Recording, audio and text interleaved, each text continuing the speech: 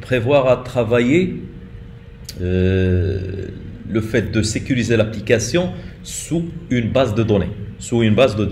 Alors, avant de commencer à l'établir selon des entités, sachant que le fait de l'établir avec le JDBC, on va établir, on va ouvrir la dépendance, ok, et voir comment il prévoit ceci, comment il schématise la structure de la base de données vis-à-vis côté sécurité. Alors, on va viser, j'ai dit, la partie Spring Boot Core. Je cherche le core, Security Core.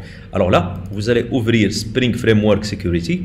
À l'intérieur, vous allez trouver Core. J'ouvre le Core. J'ouvre aussi User Details. À l'intérieur, JDBC et User DDL.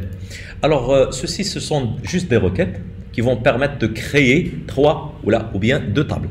Ok, deux tables. La première table, lui, comment il songe à dessiner ceci de principe. Alors, il y en a la table Users. Elle contiendra User et aussi Password. Et un autre champ, c'est Enabled. Ok, c'est activé ou non. La deuxième table, c'est Authorities. Dedans, il y en a le Username et Authority. Sachant que la troisième ligne, c'est juste pour affecter les index pour l'ensemble. Ok. Une chose, on aura besoin juste de ces trois lignes afin de créer la base de données ou bien la partie sécurité à sa façon, la façon de JDBC. Ok. Il a songé à établir deux tables. Nous allons l'établir avec trois tables. On va voir comment faire tout à l'heure. Alors, je vais établir de cette façon-là, mais à condition vous allez supprimer ceci. Supprimer ignore case. Ça ne va pas s'exécuter dans le SQL. Il en a deux possibilités pour le faire. Je vous montre la première oralement.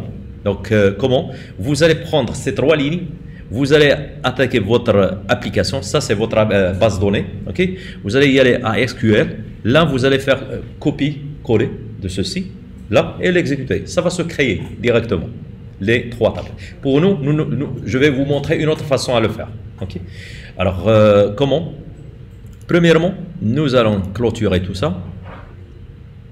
Je clôture tout ça. Je vais y aller à main, Java, quoi d'autre? Nous voulons établir, oui, ressources. Dans ressources, vous allez créer un fichier. Le fichier, ça va se nommer schema. Schema.sql. OK? Deuxième fichier, ça va être data.sql. On a déjà utilisé ce data.sql lors de la playlist de base. On a utilisé première application. J'ai utilisé la connexion avec la base de données H2. Je vous ai montré dans la deuxième séance, si je m'en souviens bien. Alors, je reviens ici. Je commence par schéma. Je vais copier le code Je le copie ici et je vous l'explique. Alors là, qu'est-ce que vous voyez? C'est les mêmes données ici, mais avec le fait de supprimer, j'ai supprimé ignore et aussi j'ai ajouté if not exist. It's not necessary de l'ajouter si vous voulez. Donc je supprime. Ceci juste si vous voulez l'exécuter une deuxième fois afin de vérifier s'il existe ou non. Ok, c'est pas nécessaire. Alors maintenant on a tombé sur le même contenu qu'ici. Ok, c'est la même chose, juste oui, sans cette partie-là, de l'ensemble des attributs.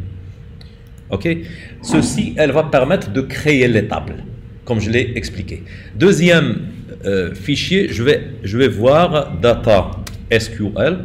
Ceci, il va permettre d'insérer certaines données. Donc les enregistrements que je veux les insérer dans ces deux tables. Donc, j'imaginerai admin, cashier, accountant avec les rôles qu'on a définis l'autre fois, mais vis-à-vis la base de données.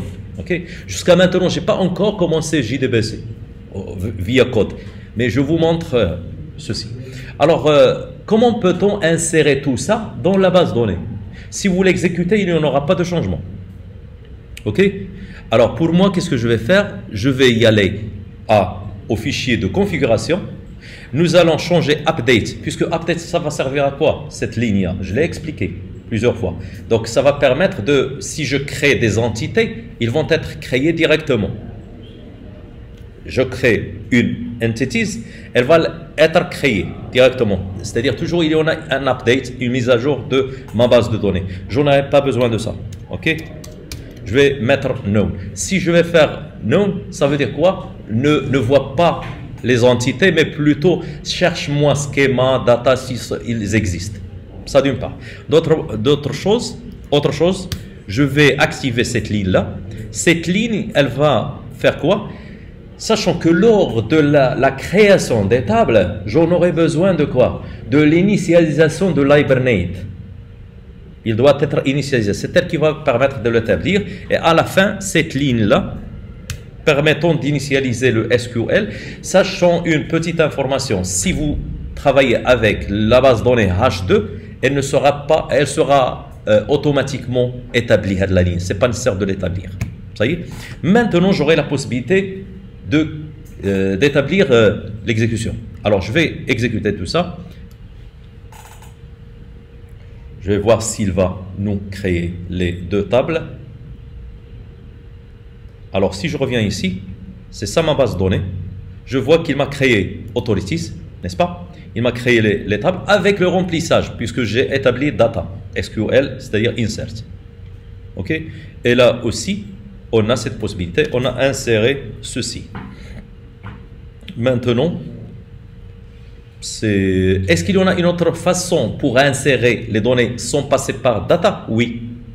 Et puisque je vous ai dit tout à l'heure de prendre le même code ici, ce code, et l'exécuter dans SQL, n'est-ce pas, dans la base de données. Ou peut-être même exécuter ceci dans le SQL, la base de données. Sinon, si vous voulez exécuter des inserts directement d'après le code, je vais vous montrer le fait d'insérer un petit bout de code, c'est celui-là, je l'explique. Alors d'ici, je vais le copier et l'expliquer. Alors je pouvais établir, j'arrête tout ça, je vais y aller dans main. Alors sachant que j'ai la possibilité, bien sûr je l'ai annulé le commentaire afin d'être exécutable. Alors là, vous voyez, on va faire appel à JDBC, mais pour avoir JDBC, on doit faire quoi? On doit le déclarer ici. Alors maintenant, c'est comme si on va travailler avec JDBC. Premièrement, pour nous, nous devons annuler tout changement dans la configuration, puisqu'on a créé la base de données, n'est-ce pas? On l'a créé, on n'aura pas besoin de tout ça, de data SQL ou schéma SQL. Nous aurons besoin juste de la partie security. Je vais commenter ceci, puisque maintenant, on ne va pas insérer dans la mémoire. On va insérer dans ma base de données. Alors là, je vais y aller ici. Je vais créer une méthode, bin. Okay. Cette méthode sera de type JDBC User Details Manager. Okay. Je la nomme de la même façon. Entre parenthèses, j'ouvre, je ferme. Je suis là. Qu'est-ce qu'elle va retourner celle-là? Elle va retourner new set classe. Point virgule. Alors jusqu'à maintenant, elle est vierge. Il n'en a pas de lien avec la base de données. Ma base de données, où est-elle? Elle est dans ma configuration. Elle est dans Data Source. Elle est là, dans Data Source. Alors pour moi, qu'est-ce que je dois faire? Je vais y aller dans Security Config. Et là, je dois déclarer Data Source. Data Source. Là, je déclare ma base de données. Elle n'est pas encore appelée. Alors je peux la passer dans mon paramètre là.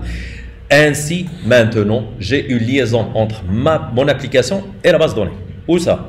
Dans la partie sécurité. C'est bien. Maintenant, j'aurai la possibilité de travailler avec dans le fichier main. Okay? Dans main, je vais faire appel à ceci afin de l'exécuter. J'explique une petite chose. Toute méthode que vous voulez qu'elle soit exécutable lors de démarrage, elle doit être de type command line runner. Ok, vous allez faire quoi? Vous allez insérer dedans un retour qui va être ici je l'ai mentionné comme une fonction fléchée qui va exécuter ceci, point create user. Cette méthode-là, elle est déjà prédéfinie dans JDBC. Nous, tout à l'heure, nous allons créer notre create user. On ne va pas se baser sur celle-là. Ok, nous allons créer la nôtre. Maintenant, puisqu'on a déjà ajouté ceci, ce n'est pas nécessaire d'exécuter cette partie-là. Je l'ai juste expliqué. j'arrête ici dans cette partie et on va passer à autre chose. Sachant qu'on a remplacé authorities par rôle.